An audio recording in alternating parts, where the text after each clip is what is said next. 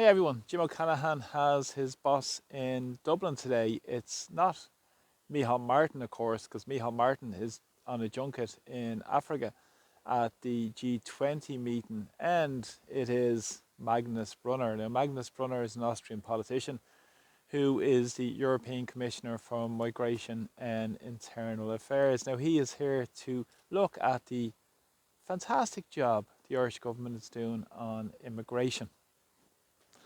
Magnus Brunner, of course, has been in this role for the last year, and he's just arriving back from Canada after spending a number of days at the G7 meeting talking to his Canadian counterparts around issues of international security.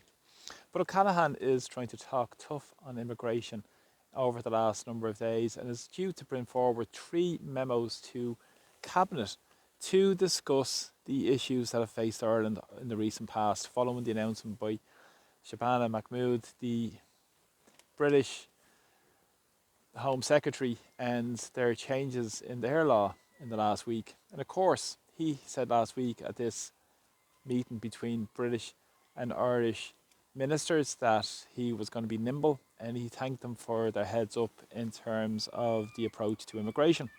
Now, Brunner has gone up to City West in Sagart and to see what a fantastic job the Irish government has done with the immigration industry in the context of handing over hundreds of millions of euro of public money in terms of what's gone on in City West. We've seen that lead to massive protests in the recent times. We've seen the horrific attack on a young 10-year-old child up in City West that sparked major protests across Sagart and the wider community. But of course, that has been the hotel that has been taken from the community in southwest Dublin, and he is going to see what a great job the Irish government has done in terms of using public money to profit companies like Tetra Capital, and also from that to use it as now a long-term facility to provide accommodation for those international protection applicants. Now, Brunner has made a few comments before he's come to Ireland. He has said that Ireland is doing an excellent job preparing for the EU Migration and Asylum Pact. And he said it's time that the European Union have control over who comes, stays and leaves Europe.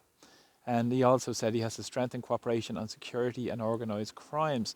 And this, of course, is to move in towards the faster processing, he will claim, through the EU Migration and Asylum Pact. Of course, this is what Ireland have signed up to, and is due to be enacted through the International Protection Act of 2025, which is due before the Houses of the Oireachtas in time to be in legislation by mid-2026. Now, interestingly enough, O'Callaghan has been talking about family reunions and maybe cutting down on family reunions in terms of those claiming international protection, and in terms of citizenship for people on benefits, and a longer time to qualify for citizenship also. Very interesting, isn't it? This is at the same time they're working on a twin-track system moving towards the EU Migration and Asylum Pact, which basically cedes our sovereignty to Brussels in terms of deciding the immigration policy of the European Union. But what O'Callaghan won't tell you is that they're contingent on various regulations in the European Union in terms of a qualification regulation and a subsidiary protection in terms of the regulation of qualification for international protection applicants, which means that 3 people claiming refugee status can then renew this for another 3 years, even though he's saying he's going to stretch it out. Of course, it's empty rhetoric and more noise to try and address the crises that government themselves have enforced and inflicted on the people of Ireland. Of course, mass immigration is a globalist agenda, and we've seen Micheál Martin out in South Africa over the last few days at the G20 summit, and also we've seen the push by Jim O'Callaghan in the context of this as well to try and claim that he's talking tough on immigration. But what is very interesting with this Brunner, former European People's Party member and a conservative politician in Austria, has implemented a lot of the policies in Austria similar across the European Union. And what is also interesting with Magnus Brunner is that he has given Austria an opt-out from the solidarity clause, which in terms of paying if if you can take the amount of people claiming international protection and refugees that those technocrats in an office in Europe tell us to do. So of course he's benefited his own political establishment around what's going on, and he has no interest in representing the people of Ireland, and he's doing the tour of these 27 member states while patting Jim O'Callaghan on the head. And interestingly enough, himself has been involved in the European Union talent pool, which is due to be put into play by the European Council and the European Parliament, which includes challenging the labour shortages, because 2030 it's estimated that 1 million workers will be lost per annum.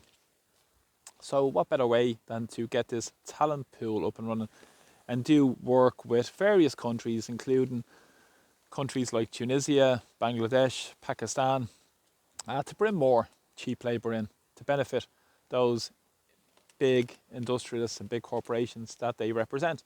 And of course, this talent pool has been done by the basic needs of these corporations and working with international partners in those countries, as I mentioned already, in terms of skilled non-EU nationals they're claiming.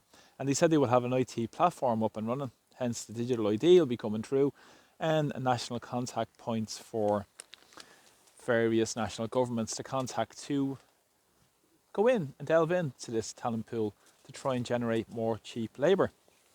But of course, he has also been doing the rounds. He recently met the Pope in the Vatican to say the churches have a role to play to counter polarisation. He met many religious leaders of many faiths, such as Christian leaders, Jewish leaders, Buddhist and Muslim leaders recently, to say that the European Union has been built on faith, peace, human dignity and freedom as they drive towards digital identification.